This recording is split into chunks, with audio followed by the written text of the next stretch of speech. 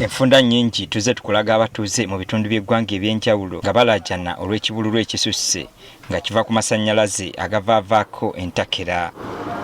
Kino kiviiriddeko emirimu okusannyalala naddala egyo egitambulira ku masannyalaze. N'okamula ebbaafu nnamba n'obuyuwa bakasitoma olujja nga tebunnyogoga ne bagenda. Amasannyalaze gatulemye. Mu bitundu bingi obumenyi bw'amateeka nabwo bubadde bulabibwako nga buli nzikiza lwekwata nga batandika okutigomya abatuuze.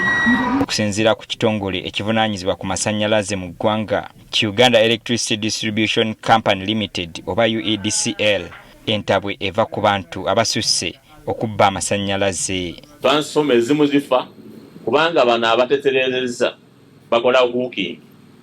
Kati transforma gye mbalidde abantu 20 mugenda okulaba ekiro nga abalala beeyongeddeko 20 nevaako. Era tufunye okwemulugunya mu bitundu nti buli ssaawa emu mu kitundu transforma ng'ekola ki ng'evaako. Lwaki? Kubanga babateterezezza.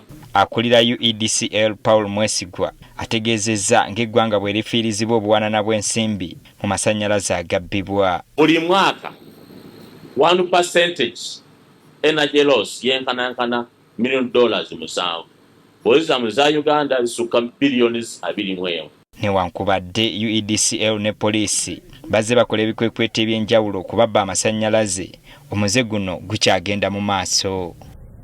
Kati bano baadde bannayuganda abenyigira mu muze guno omukisa mu kampeyini etuumiddwa weetereeze okuddukira ku ofiisi zaabwe amasannyalaze gasobole okutereezebwa obutasukka omwezi ogujja. Ekisonyiwo kyabo ababba amasannyalaze, abo abalina mita ezaafa, abo abalina mita nga zaayaka, oba n'abamu nga tetunnatekinga over nga UEDCL mita zaggyibwayo abakozi mu field ne babawa empapula kwe bakolera ne babagamba nti bagiweereza mu laago okugitesitinga.